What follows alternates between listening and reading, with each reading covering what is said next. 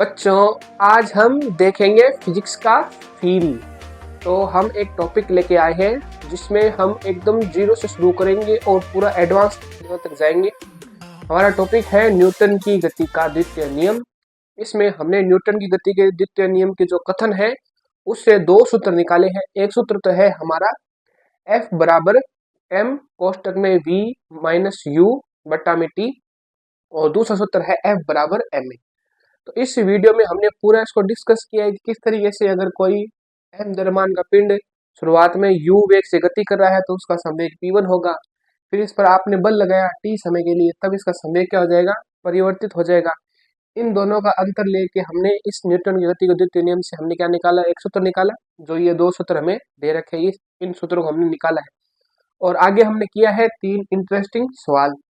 तो इन इन तीनों सवालों को हमने एकदम डायग्राम से एकदम डिटेल में समझा है। कि पहला जो सवाल दे रखा है वो क्या है, एक कार है जो 108 किलोमीटर प्रति घंटे की रफ्तार से क्या कर रही है, चल रही है। और हम इस पर क्या लगा रहे हैं, ब्रेक लगा रहे हैं। 4 सेकंड तक इस पर ब्रेक लगाया, बाद में ये कार क्या हो जाएगी, रुक जाएगी। तो कितना बल लगा, आपने विपरीत दिशा में कितना बल लगाया, तो वो हमें मान निकालना है इस क्वेश्चन में। दूसरा हमारा क्वेश्चन है कि एक m1 द्रव्यमान का पिंड है जिस पर आप क्या लगा रहे हो, 5 न्यूटन बल लगा रहे हो। तो इसका त्वरण उत्पन्न हो रहा है 10, ठीक है। और दूसरा पिंड है m2 द्रव्यमान का, उस पर आप कितना बल लगा रहे हो, 5 न्यूटन, उतने बल लगा रहे हो आप। तो इसमें त्वरण उत्पन्न हो रहा है 20। अगर इन दोनों द्रव्यमान के पिंडों को मिला देंगे और बल उतना ही लगाएंगे, कितना, 5 न्यूटन, तब हमें निकालना है कि इसका जो त्वरण होगा वो कितना होगा। और तीसरा क्वेश्चन हमने किया है कि एक झील है जिसके ऊपर क्या है, बर्फ जमी हुई है।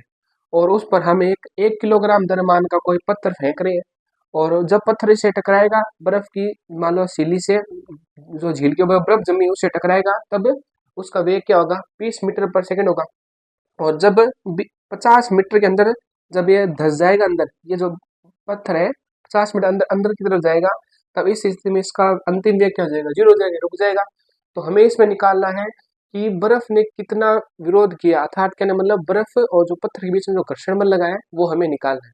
तो इस तरीके से बच्चों हमने पूरा टॉपिक स्टार्टिंग से देखा कि फिजिक्स में हम करते क्या है। फिजिक्स में हम पहले देखते हैं कोई कथन को, कथन देखते हैं, कथन से निकालते हैं सूत्र, उस सूत्र का उपयोग करके हम करते हैं सवालों को सरल। तो बच्चों जब हम फिजिक्स के सवाल सरल करते हैं तो वहाँ पे हम केवल फिजिक्स के सवाल सरल ही नहीं कर रहे, वहाँ पे हम बहुत सारी चीजें देखते हैं। उसमें मैथ के भी बहुत सारे जो स्टेप आते हैं। एक स्टेप तो ये होता है कि मीटर को सेंटीमीटर में बदलो, ठीक है, किलोमीटर को मीटर में बदलो। तो इस तरीके से हमें एक एक स्टेप देखनी पड़ती है। दूसरा होता है कि बहुत बड़ी कैलकुलेशन आती है, उसको हम सरल करने का तरीका बहुत इजी जो तरीका है वो यूज करते हैं इसमें। जैसे मान लो बड़ी बड़ी कैलकुलेशन है, उसको हम तुरंत बोर्ड पर सॉल्व कर देते हैं, तो वो हमारा वापस क्या बचाता है, टाइम बचाता है। तो इस तरीके से फिजिक्स के हम जो भी सवाल सरल करते हैं उसमें बहुत सारी मैथमेटिक्स आती है। एक समीकरण से मान दूसरे समीकरण रखना, फिर दूसरे समीकरण से मान तीसरे समीकरण रखना। तो इस तरीके से हमने इस वीडियो को पूरा बनाया है, कोशिश की है कि आपको एकदम पूरा 100% समझ में आए। तो आप लास्ट तक वीडियो देखना, और अच्छा लगे तो कमेंट, लाइक और शेयर करना, ठीक है। तो मिलते हैं वीडियो में। तो सबसे पहले हम देखते हैं क्या है, हमारा टॉपिक है न्यूटन की गति का द्वितीय नियम।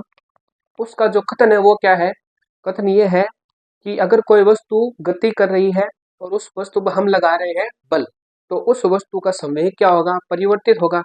तो वस्तु के संवेग में परिवर्तन की दर उस वस्तु पर आरोपित बल की क्या होती है, समानुपाती होती है। अब देखो हम यहाँ पे बना रखा है हमने चित्र। ये मान लो m द्रव्यमान में कोई बॉल है जो u वेग से गति कर रही थी। इस पर आपने क्या लगाया, इस पर आपने लगाया बल। कितने समय के लिए लगाया, t समय के लिए आपने बल लगाया। और फिर t समय बाद आपने बल हटा लिया, फिर इसका वेग क्या हो गया, परिवर्तित हो गया, ठीक है। तो ये तो होता ही है। जैसे मान लो कोई बॉल है, उसको अगर बॉल मान लो u वेग से गति कर रही है, तो अगर आपने उसको पैर से और मारा तो वो तेज से गति करने लग जाएगी, है ना। तो यही परिस्थिति यहाँ पे है। तो अब थोड़ा सा हम ये भी देखते हैं कि संवेग क्या होता है। अगर किसी वस्तु के द्रव्यमान को उसके वेग से गुणा कर देंगे तो क्या आ जाएगा, संवेग आ जाएगा, ठीक है। तो इस स्थिति में इस जो बॉल है या गेंद मान लो, इसका संवेग क्या है, p1 बराबर mu। और जब आपने बल लगाया t समय तक, तब इसका वेग परिवर्तित हो गया। तो अब इसका संवेग कितना है, p2 है, वो है m गुणा v। अब हम देखते हैं न्यूटन की गति का द्वितीय नियम हमें क्या कहता है। तो देखो हमें यह कह रहा है किसी वस्तु के संवेग में परिवर्तन की दर, ठीक है, किसी वस्तु के संवेग में परिवर्तन। इसको देखो हम दो चीज में बांट रहे हैं, एक तो है संवेग में परिवर्तन, ठीक है, दूसरा है कि दर। अब देखो संवेग में परिवर्तन क्या होगा, संवेग में परिवर्तन का मतलब ये है कि अंतिम संवेग माइनस प्रारंभिक संवेग क्या होगा, अंतिम संवेग माइनस प्रारंभिक संवेग की दर। की दर का मतलब होता है उसमें क्या देना, हमें समय का भाग देना है, उसमें हम क्या देना है, समय का भाग, और वो किसके समानुपाती है, की दर वस्तु पर लगने वाले बल के क्या है, समानुपाती। तो हमारा जो ये लगाया गया बल है, ये बल क्या हो जाएगा, इस मान की क्या हो जाएगा, समानुपाती। तो एक तरीके से यही है न्यूटन की गति का द्वितीय नियम। न्यूटन की गति का द्वितीय नियम कह रहा है किसी वस्तु के संवेग में परिवर्तन की दर, दर का मतलब उसमें लगेगा समय का भाग, वो किसके समानुपाती है, बल के समानुपाती। अर्थात वस्तु के संवेग में परिवर्तन की दर बढ़ेगी तो वस्तु पर लगने वाला बल भी क्या है, ज्यादा होगा। ठीक है, ये राशि अगर बढ़ेगी तो ये भी क्या होगा, बल भी क्या होगा, ज्यादा लग रहा है, तभी तो यहाँ से बढ़ रही है, बल की वजह से तो ये चीज आई है। ठीक है, अब देखो, अब जब हम समानुपाती चिन्ह हटाते हैं, जब हम समानुपाती चिन्ह हटाते हैं तब आता है कोई ना कोई नियतांक। ठीक है, तो नियतांक हम यहाँ पे लेके चल रहे हैं कि इसके नियतांक को देखो लिख दिया हमने, और ये नियतांक बच्चों जब ये समानुपाती चिन्ह इसको हटाते हैं ना, तब ये हम कुछ ना कुछ नियतांक लिखना जरूरी है। वो नियतांक क्या करता है, नियतांक इस मान को और इस मान को क्या करते हैं, बराबर कर देता है, यानी नियतांक की कुछ ना कुछ हमें मान भी निकालना पड़ेगा। ठीक है, तो अब देखो हम यहाँ पे P1 और P2 का जो मान यहाँ पे रख रहे हैं, तो देखो P1 P2 का अगर मान रखें तो देखो हम कहाँ तक पहुंचते हैं। अगर यहाँ पे हम P2 का मान रखें, P2 है mv माइनस एम यू बट्टा में है टी, यहाँ से हम m कॉमन ले सकते हैं, तो देखो हमने m बाहर ले लिया, v माइनस क्या आ गया u, ये हो गया बट्टा में t। अब देखो ये क्या है, ये है वेग में परिवर्तन की दर, वेग में परिवर्तन की दर। तो वेग में परिवर्तन की दर क्या कहलाता है, त्वरण कहलाता है। तो इस तरीके से हम यहाँ पे इसका मान क्या लिख सकते हैं, इसका मान लिख सकते हैं कि एम ए, तो ये आ गया त्वरण।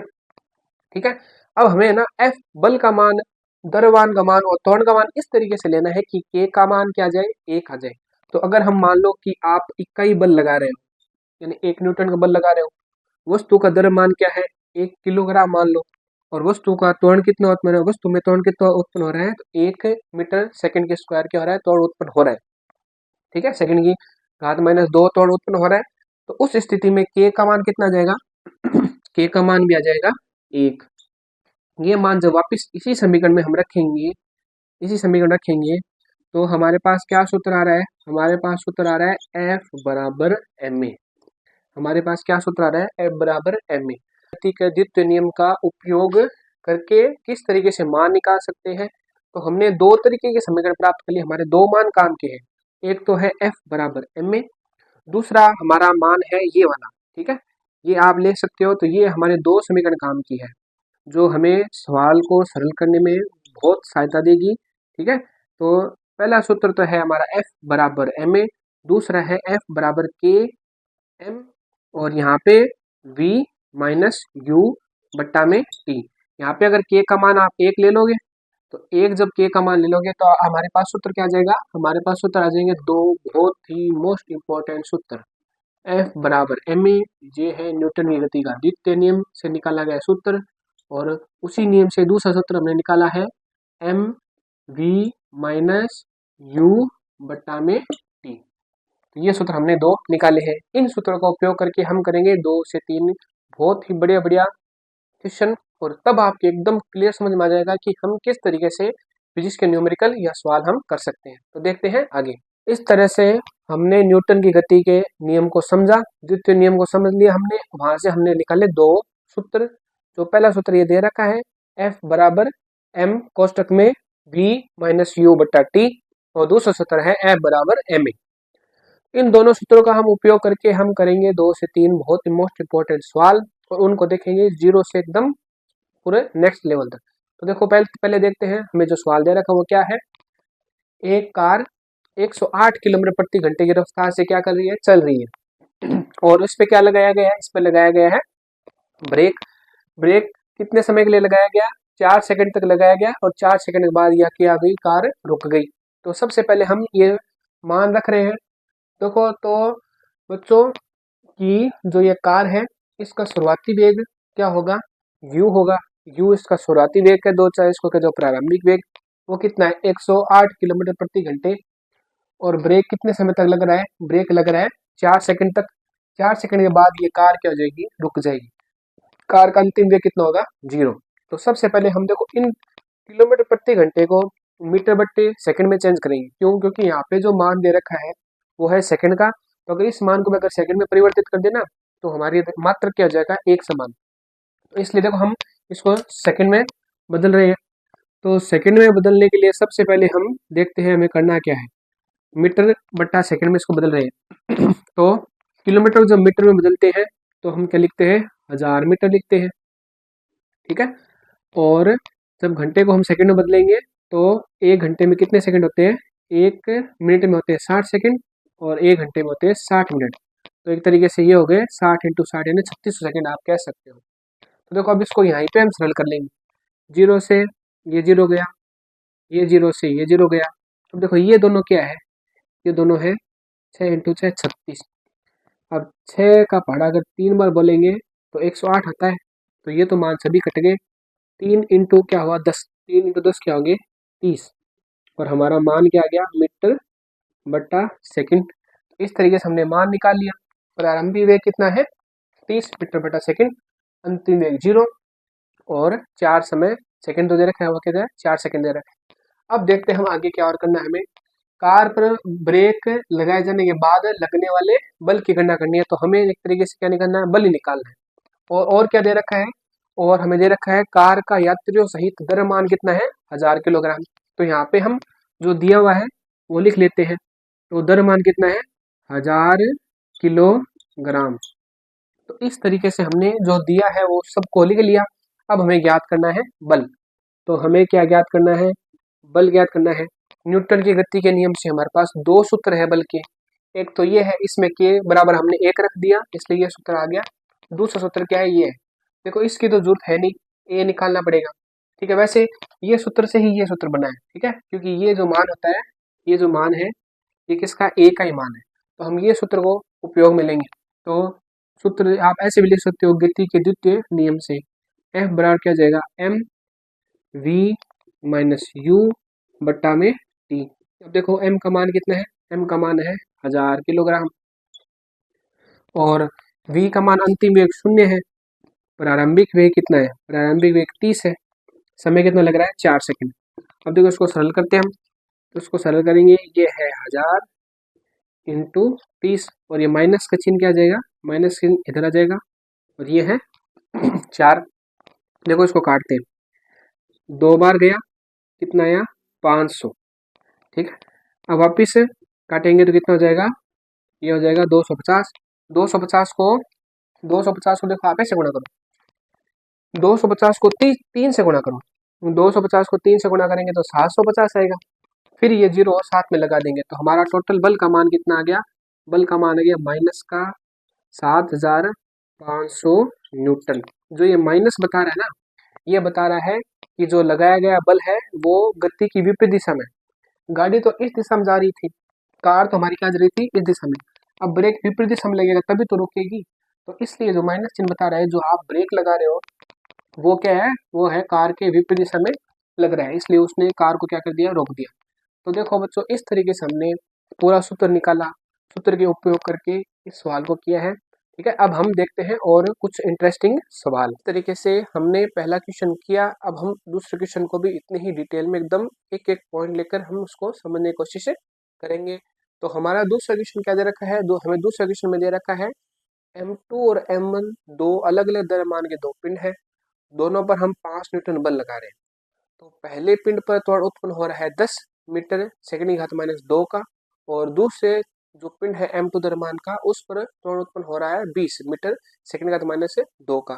अब हमें आगे पूछा हुआ है कि अगर इन दोनों जो पिंड है उनको मिला दे, या दोनों वस्तुओं के द्रव्यमान को मिला दे, दोनों वस्तुओं को मिला दे, तब अगर हम इस पर 5 न्यूटन का बल ही लगाएंगे तब इसमें त्वरण क्या उत्पन्न होगा वो हमें निकालना है।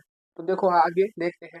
हमने देखो इसको चित्र से समझा रखा है कि M1 द्रव्यमान का कोई पिंड है जिस पर हमने 5 न्यूटन बल लगाया है, कितना त्वरण उत्पन्न होगा, A1 त्वरण मान लिया इसको।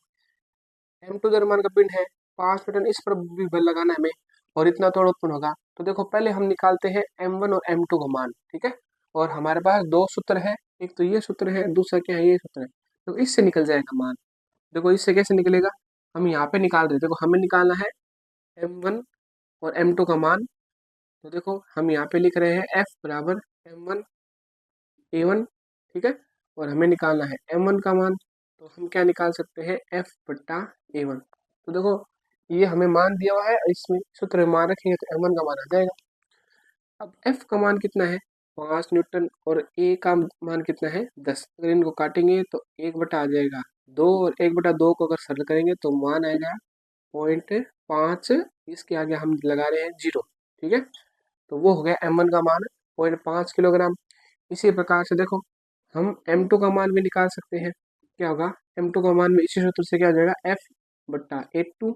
F का मान है 5, A2 का मान कितना है, 20। इनको काटेंगे तो 1 बटा क्या आ जाएगा, 4 आ जाएगा। 1/4 का मतलब होता है 0.25 किलोमीटर, सॉरी किलोग्राम, 0.25 किलोग्राम। तो इस तरीके से हमारे पास M1 M2 के मान आ गए। ये मान हमारे यहाँ पे बहुत काम आएंगे। अब यहाँ पे हम मिटा रहे हैं, हम लिख रहे हैं यहाँ पे 0.50 किलोग्राम, और इसका मान है 0.25 किलोग्राम। अब हमें निकालना है ए। अगर इस पर भी अगर 5 न्यूटन का बल लगाए तब ए का मान कितना होगा। तो देखो हम सूत्र में रखेंगे एफ बराबर M1 प्लस M2 लिखना पड़ेगा आपकी बार हमें, क्योंकि ये दोनों द्रव्यमान अब जुड़ गए ना, इसलिए हमें M1 प्लस M2 लिखना पड़ेगा और ए का मान निकालना है। तो देखो ए का मान निकालना है, तो ए बराबर हम क्या कर देंगे, एफ बट्टा M1 M2 कर देंगे। ये हमारा सूत्र आ गया। एफ का मान तो हमें पता है कितना है, 5 है। और M1 प्लस M2 देखो, M1 और M2 को अगर जोड़ोगे तब कितना आ जाएगा, 0.75 आ जाएगा, है ना। 0.50 प्लस 0.25, तो 0.75 आ गया। देखो ये पॉइंट हटाओ, ऊपर चला जाएगा 2 जीरो, 2 जीरो चला जाएगा। अब देखो ये 25 से कट रहा है, ये जा रहा है 3 बार 25 से, और ये जा रहा है 20 बार। तो एक तरीके से हमारा मान क्या आ गया, हमारा मान आ गया 20/3। अब देखो इसको और भी हम सरल करेंगे, तब आप इसका मान देखो, इसका 6 बार जाएगा, फिर वापिस 2 लगी हासिल, फिर 6 जाएगा, ऐसे 6 आता जाएगा। और उसको अगर हम सही तरीके से लिखना चाहें तो क्या कर सकते हैं, 6.67 मीटर सेकेंड घात -2। तो बच्चों इस तरीके से हमने पूरा क्वेश्चन डिटेल में किया, हमें जो मान निकाला था हमने निकाल लिया। अब हम करते हैं लास्ट क्वेश्चन। इस तरीके से अब हम देख रहे हैं लेक्चर का लास्ट क्वेश्चन, जो बहुत ही इंटरेस्टिंग क्वेश्चन है। देखो इसमें क्या दे रखा है, इसमें हमें दे रखा है 1 किलोग्राम द्रव्यमान का पत्थर दे रखा है, ठीक है। उसको हम, एक ये जमी हुई झील है, झील जमी हुई है और नीचे इसके अंदर पानी है। ऐसा तो हम मान ही सकते हैं, पूरी झील तो नहीं जम सकती, हो सकता है पूरी झील जम जाए, ठीक है। और हम क्या कर रहे हैं, इस पत्थर को फेंक रहे हैं, और इस पत्थर का प्रारंभिक वेग कितना है, 20 है। तो देखो कि जब पत्थर को फेंकेंगे तो इसको हमने 20 प्रारंभिक वेग देके फेंक दिया, तो ये पत्थर जब इस झील से, बर्फ से टकराएगा, झील के ऊपर वाली सतह पर जो बर्फ है उससे टकराएगा, तब उसका वेग तो रहेगा 20 ही। बाद में धीरे धीरे इसका वेग क्या होता जाएगा, कम होता जाएगा, और लास्ट में अंतिम वेग कितना हो जाएगा, अंतिम वेग इसका हो जाएगा 0, ठीक है। अंतिम वेग क्या हो जाएगा, 0 हो जाएगा। और ये कितनी दूरी तक जाएगी, ये जाएगी 50 मीटर दूरी तक। तो हमने जो मान दिए हुए हैं वो हमने लिख दिए हैं। 1 किलोग्राम का पत्थर है, उसका प्रारंभिक वेग है 20, अंतिम वेग लास्ट में वो रुक जाएगा, वो क्या आ जाएगा 0। और उसने कितनी गहराई में, कितनी दूर तक उस वो गया, 50 मीटर दूर तक गया। अब देखो बच्चों हमारे पास दो सवाल है, दो फॉर्मूले हैं इस सवाल को सरल करने के लिए। एक तो ये तरीका है, दूसरा ये तरीका है। ये तरीका बहुत ईजी है, ठीक है, और ये तरीका थोड़ा सा क्या लॉन्ग हो जाएगा, क्योंकि देखो हमने हमें क्या करना पड़ेगा, गति के तीनों नियम से हमें ए का मान निकालना पड़ेगा। देखो गति के 3 समीकरण है ना, उन तीनों समीकरण से हमें निकालना पड़ेगा ए का मान। तो गति की पहली समीकरण क्या है, गति की पहली समीकरण है आपकी v बराबर u प्लस AT, और गति की दूसरी समीकरण है s बराबर u t plus 1/2 a t की स्क्वायर, और आपकी लास्ट समीकरण है v स्क्वायर बराबर u स्क्वायर प्लस 2s। हमने कहा था कि हम एकदम डिटेल में समझेंगे, तो देखो दो तरीके हैं। एक तरीका तो हम सीधा ए का मान निकाल लें, यहाँ पे रख दे, ठीक है। दूसरा तरीका है हम टी का मान निकालें, ठीक है, फिर उससे ए का मान निकाले, फिर यहाँ पे करें। तो देखो लंबा तरीका है, हम क्या करेंगे, थोड़ा सरल तरीका काम में लेंगे। देखो यहाँ से हम ए का मान निकाल सकते हैं, इस गति की तीसरी समीकरण है ना, इससे ए का मान निकाल सकते हैं। क्योंकि हमें समय तो नहीं दिया, समय दिया होता तो हम इस समीकरण लगा लेते। इस समीकरण को अब हम नहीं लगाएंगे क्योंकि इसमें हमें समय नहीं दे रखा है, यहाँ पे भी समय है, ये हम नहीं लगाएंगे। हमें केवल चाहिए ए का मान, और m का मान हमने दे रखा है। देखो यहाँ से हम a का मान निकाल रहे हैं, तो समीकरण गति की समीकरण 3 से, तो गति की 3 नंबर समीकरण से हम a का मान निकालेंगे। तो देखो हम क्या करेंगे, v स्क्वायर u स्क्वायर को उधर उस साइड भेजेंगे तो u स्क्वायर का जगह माइनस हो जाएगा, ठीक है, और बराबर में आ जाएगा 2as। हमें चाहिए a का मान, तो यहाँ पे हम लिख देंगे v square minus u square, ये जो 2 है और ये s है, ये क्या आ जाएगा, इधर भेजेंगे तो बट्टे में आ जाएगा 2s। अब देखो हम मान रख रहे हैं, अंतिम वेग कितना है, अंतिम वेग तो 0 है। प्रारंभिक वेग u का मान कितना है, u है 20, ठीक है, और उसका स्क्वायर आ जाएगा, तो वो कितना हो जाएगा 400। बट्टा में जो एक तरीके से दूरी है वो कितनी है, दूरी देखो 50 मीटर है, s का मान तो 50 है, s को जब 2 से गुणा करेंगे तब कितना आ जाएगा, 100 आ जाएगा, ठीक है। तो इस तरीके से ये कट गया 0 से, ये कट गया 0 से, तो a का मान कितना आ गया, a का मान आ गया 4 मीटर सेकंड का माइनस 2। अब ये मान इस समीकरण में रख दो तो हमारा घर्षण बल का मान आ जाएगा, ठीक है। बर्फ द्वारा जो पत्थर उस पर लगाया गया घर्षण बल। m का मान कितना, देखो m का मान कितना है 1, और a का मान कितना आ रहा है, a का मान आ रहा है 4। तो इन दोनों को जब गुणा करेंगे तो हमारा घर्षण बल का मान आ जाएगा कितना, 4 माइनस का 4 न्यूटन। तो बच्चों इस तरीके से हमने पूरा न्यूटन गति का द्वितीय नियम को समझा, एकदम 0 से लेकर, फिर उस हम वहां से हमने क्या निकाला, एक सूत्र निकाला, सूत्र निकाल के हमने क्या किया, ये 3 सवाल किए थे, ठीक है। तो अगर वीडियो अच्छा लगे तो लाइक कीजिए, सब्सक्राइब कीजिए और कमेंट करके बताइए कि कैसा लगा है, ठीक है। तो मिलते हैं हम इसी तरीके से अगले वीडियो में।